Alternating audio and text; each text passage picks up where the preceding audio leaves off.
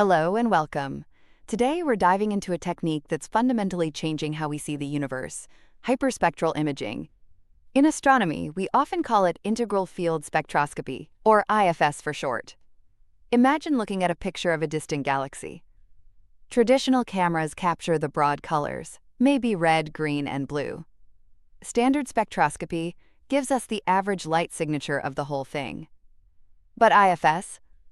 It's like getting a detailed rainbow, a full spectrum of light for every single point in that image. It's incredibly powerful. So how does it work? It hinges on something called spectral signatures. Every element, every molecule, interacts with light in a unique way, absorbing or emitting specific wavelengths. These are like cosmic fingerprints. IFS instruments capture hundreds, even thousands, of narrow wavelength slices for each pixel. This builds what astronomers call a data cube, a three-dimensional data set. You have the two dimensions of the image, plus a third dimension representing wavelength. By analyzing this data cube, we can decode the light. We can identify the chemical elements present in stars, map out gas clouds and nebulae, pinpoint different types of stars within galaxies, figure out temperatures and densities, and even measure how different parts of an object are moving, whether they're rotating, expanding, or flying towards or away from us. It gives us a dynamic, detailed chemical map. Making this happen requires sophisticated tech called integral field units, or IFUs. These sit at the telescope's focus and cleverly dissect the light from a patch of sky. There are a few main ways they do this. Some use arrays of tiny lenses, called lenslets. Others use bundles of optical fibers, each fiber grabbing light from a tiny spot.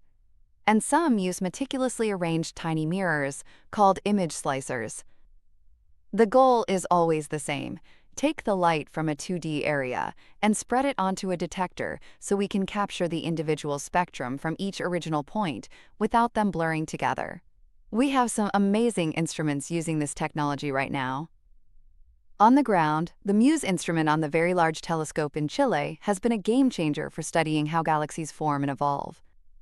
In space, the James Webb Space Telescope carries the NIR SPEC instrument, which has an IFU giving us unprecedented infrared views of the early universe, star-forming regions, and even exoplanet atmospheres. And looking ahead, the Harmony instrument is being built for the upcoming Extremely Large Telescope, promising even more incredible discoveries.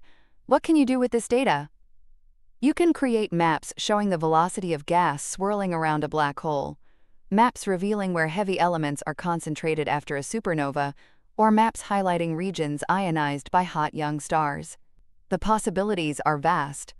The future involves building bigger IFUs to see larger areas of the sky at once, combining them with adaptive optics for sharper images, and deploying them on the next generation of giant telescopes. The combination of ground-based IFS and space telescopes like Webb is proving especially powerful.